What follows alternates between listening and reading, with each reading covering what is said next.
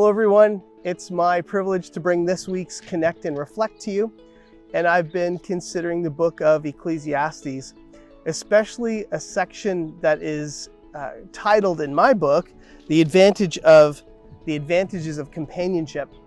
And this is what it says: 2 people are better off than one, for they can help each other succeed. If one person falls, the other can reach out and help. But someone who falls alone is in real trouble. Likewise, 2 people lying close together can keep each other warm, but how can one be warm alone? A person standing alone can be attacked and defeated, but 2 can stand back to back and conquer. 3 are even better, for a triple braided cord is not easily broken. I was thinking about the aspects of being alone during this time, and even like for myself, feeling alone. And I was remembering back when we were in Winnipeg, I had a gentleman in our church, his name was Kevin, who was hired for a company to get them back on track, and they specialized in proprietary technology in the development of certain products like the floor of a pig barn that could be joined together and would allow for sewage to flow and all that kind of stuff. They made a telephone pole that never wore out. Ironically, it was too expensive for the Canadian government, so they sold it to someone in the States. They made the wedges that are used in the windmills to balance and recalibrate the fins on the big windmills that we see out in the fields. And then he took me into another room, and the only way I can describe this room was shelves, and on each shelf there were these major spools of white twine, hundreds of spools of white twine. And at the end of this shelving unit, there must have been probably 50 spools that all had this white twine coming off like big fingers and feeding into a whole nother room. And so he brought me into the next room of this manufacturing plant, and all of these strands got funneled into a tube, and they were pulled through this tube, and they came together tightly, and then they came into a chemical wash that then went through this tube that was heated at a certain temperature, and it would go through another chemical wash and go into another temperature tube, and then finally went into this final section that formed it into this piece of rod.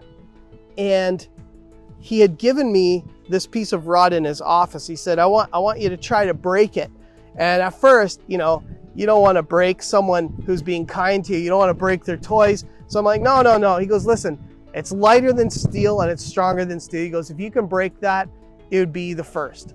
And so as a guy, that's kind of a challenge that you want to meet. So I'm like trying to break it, and I'm stepping on it. I couldn't break it. You can see it's flexible. It's super light. Anyways, this was the end result of these strands coming through the chemical washes and the heating tubes. It is literally unbreakable. It's incredible. And I guarantee you that each of you that are watching this, you have seen this piece in action. This is what joins together the treads of snowmobiles. And it is literally light as a piece of paper and it's stronger than steel. As I was considering Ecclesiastes, I realized that the church is a lot like this piece of equipment, this proprietary piece of technology. The Holy Spirit takes all of us believers, individual strands, and gathers us tight together. And when we undergo chemical washes, when we undergo certain heat, the pressures, everything, we come out and we're bound together tight and we're stronger than steel. And some of you right now may feel like you are not gathered in. Some of you may feel like you're a strand, and you've been going through the chemicals and you've been going through the heat, but you don't feel like you've been gathered in to be tight and to be united and solid. And so this week, I'm going to just encourage each of you that are watching, if you have one of these directories, I would encourage you to, instead of connect and reflect, how about you reflect and connect? Go through the directory prayerfully, take a look at each picture. It doesn't matter if you know the person or not. If you feel prompted by the Spirit to reach out to that person, pick up the phone, email them, text them, connect with them, because they may feel like they've been a strand that's been left out of the group and they want to be part, because a strand of 3 cords is not easily broken, it's even better. And so take time this week, pray, reflect, listen, connect, and we look forward to seeing us all come together in person to be that church, one church, united in one spirit, worshiping one Lord. Have a great week.